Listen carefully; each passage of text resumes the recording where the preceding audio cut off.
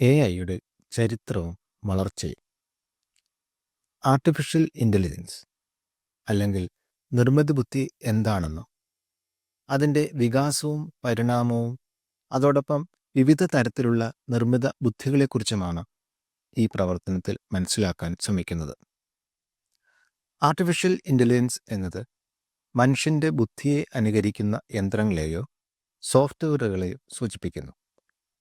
പഠിക്കുക, ഡാറ്റ വിശകലനം ചെയ്യുക, പാറ്റേണുകൾ തിരിച്ചറിയുക, മനുഷ്യരെ പോലെ തീരുമാനങ്ങൾ എടുക്കുക എന്നിവ എഐയുടെ ചില കഴിവുകളാണ്. അതേപോലെ എഐക്ക് വലിയ അളവിലുള്ള വിവരങ്ങൾ നിമിഷങ്ങൾക്കുള്ളിൽ പ്രോസസ്സ് ചെയ്യാൻ കഴിയും. സിരി അല്ലെങ്കിൽ ഗൂഗിൾ അസിസ്റ്റൻ്റ് പോലുള്ള വിർച്വൽ അസിസ്റ്റൻറ്റുകൾ യൂട്യൂബിലും ആമസോൺ പ്രൈമിലും നെറ്റ്ഫ്ലിക്സിലും മറ്റുമുള്ള റെക്കമെൻഡേഷൻ സിസ്റ്റംസ് അല്ലെങ്കിൽ നിങ്ങളെ ഓൺലൈനിൽ സഹായിക്കുന്ന ചാറ്റ് ബോട്ടുകൾ എന്നിവയിലൂടെ നിങ്ങൾ അറിയാതെ തന്നെ ഇതിനകം എഐയുമായി ഇടപഴകിയിട്ടുണ്ടാകും.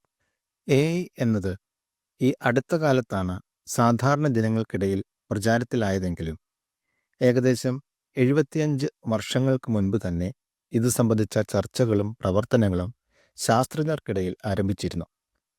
ഇന്ന് എഐയുടെ പ്രധാന പ്രവർത്തന മേഖലകൾ അതിൻ്റെ തുടക്കത്തിൽ നിന്നും ഒരുപാട് മുന്നോട്ട് പോയിരിക്കുന്നു. കമ്പ്യൂട്ടറുകൾക്കും ചിന്തിക്കാനാകുമോ എന്ന ചോദ്യത്തിന് തുടക്കമിട്ടത് 1950കളിൽ ബ്രിട്ടീഷ് ഗണിതശാസ്ത്രജ്ഞനായ അലൻ ട്യൂറിംഗ് ആണ്. അത്തരമൊരു ചിന്ത ഒരു യന്ത്രത്തിന് മനുഷ്യബുദ്ധിയെ എത്രമാത്രം അനുകരിക്കാൻ കഴിയുന്നുണ്ട് എന്ന് നിർണ്ണയിക്കുന്നതിനുള്ള ട്യൂറിംഗ് ടെസ്റ്റിൻ്റെ രൂപകൽപ്പനയിലേക്ക് വഴിതെളിച്ചു. അലൻ ട്യൂറിംഗ് ആണ് നിർമ്മിത ബുദ്ധി എന്ന ആശയത്തിന് തുടക്കമിട്ടെങ്കിലും അതിന് ആർട്ടിഫിഷ്യൽ ഇൻ്റലിജൻസ് എന്ന പേര് നിർദ്ദേശിച്ചത് അമേരിക്കൻ ഗണിതശാസ്ത്രജ്ഞനായ ജോൺ മക്കാത്തിയാണ്. 1956 നടന്ന ഡാർത്ത്മൗത്ത് കോൺഫറൻസിൽ ആർട്ടിഫിഷ്യൽ ഇൻ്റലിജൻസ് എന്ന പദം അദ്ദേഹം ആദ്യമായി ഉപയോഗിച്ചു. തുടർന്നുള്ള വളർച്ചയുടെ ഭാഗമായി കമ്പ്യൂട്ടർ സയൻസിൻ്റെ പ്രധാന പഠന ശാഖകളിലൊന്നായി ആർട്ടിഫിഷ്യൽ ഇൻ്റലിജൻസ് മാറി.